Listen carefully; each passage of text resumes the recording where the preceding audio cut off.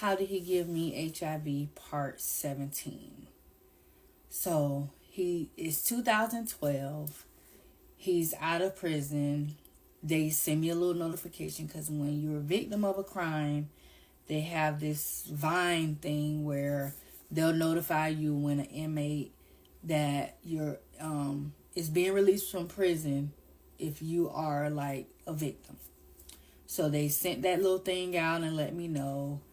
And that was that. The only thing that I knew was because I had divorced him while he was in prison, that once he got out, once he had to find, got a job and things, that eventually he was going to have to pay child support, because that was a part of my divorce settlement, was that while he's in prison, child support will be put on reserve. And, that's that.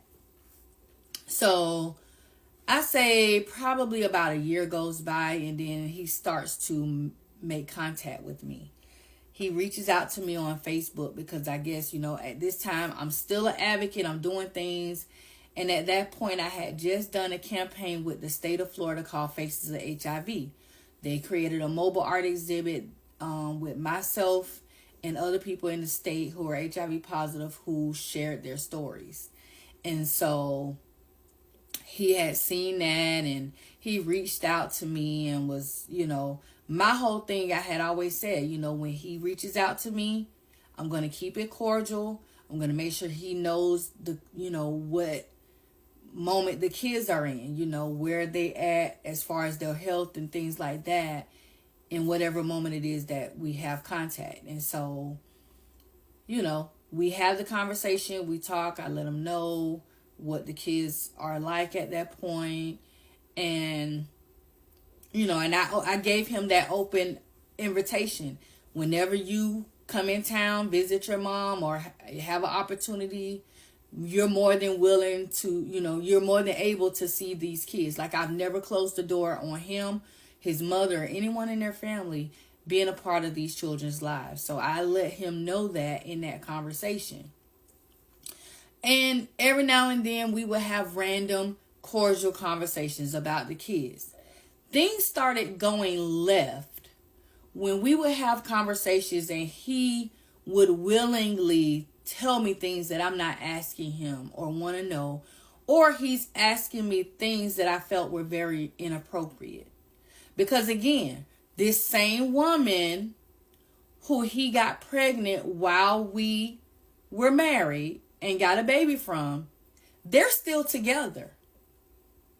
She chose to stay with him, drive back and forth from South Carolina to Florida to see him in prison, taking the baby back and forth, whatever she's doing. How do I know this? Because I guess his belongings were left at her house. Once I had him completely removed out of the apartment, his belongings were left at her house, and she did not notify her family of what she was doing, and they were looking for her. She left, and they didn't know where she was at. So they went through his belongings, and they found my mother's home phone. This same phone that keep ringing off and on, in between some of these videos. And they called, and I just so happened to answer the phone, and it was like, we're trying to find such and such, and this and this. And I knew the name, so I said, well, why would you be calling me? Because they didn't know who I was, but I didn't know that. They were like, well, we found your phone number. I said, well, listen, I am Greg's ex-wife. I don't know where she is. I don't know what's going on, but do not call this phone number anymore. I don't care. And I hung up, and I ended that conversation with whoever it was I was talking to.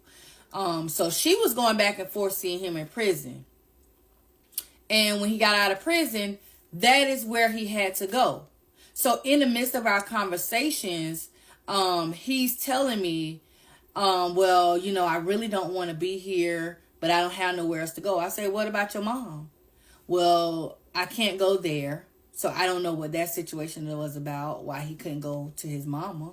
She was his backbone. She was his ace boon coon in the hole when he needed her to dig him out. So I don't know what that was about. He say, I'm just basically here. I don't want to be here. I say, well, hey, whatever. And I would always change the subject back to the kids when he would throw it off to another topic. When he started getting inappropriate, that's when I had to cut off communications, because what he started doing was he would randomly text me and ask me to send him a picture. He would randomly text me and say, "What are you wearing?"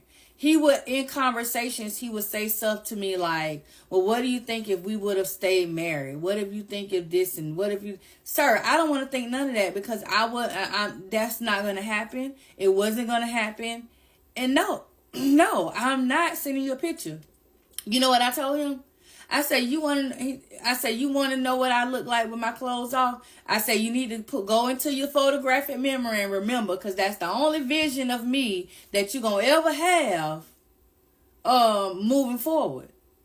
No, I'm not sending you no pictures. I'm not doing any of that.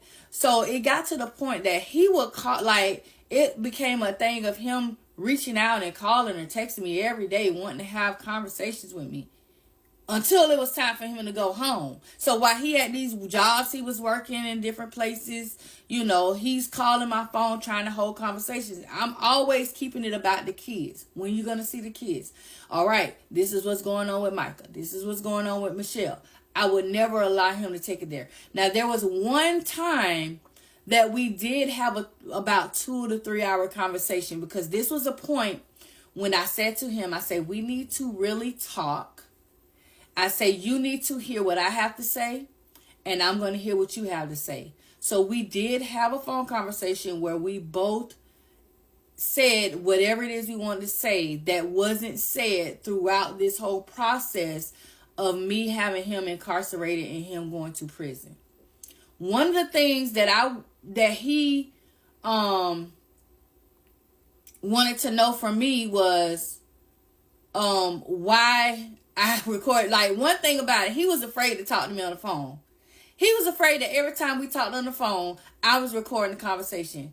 And honestly, I probably could have, but I didn't. I probably could have recorded them and not cared, and I could have had a vindictive mentality, but I didn't. But one of the things that he said to me, it almost got me.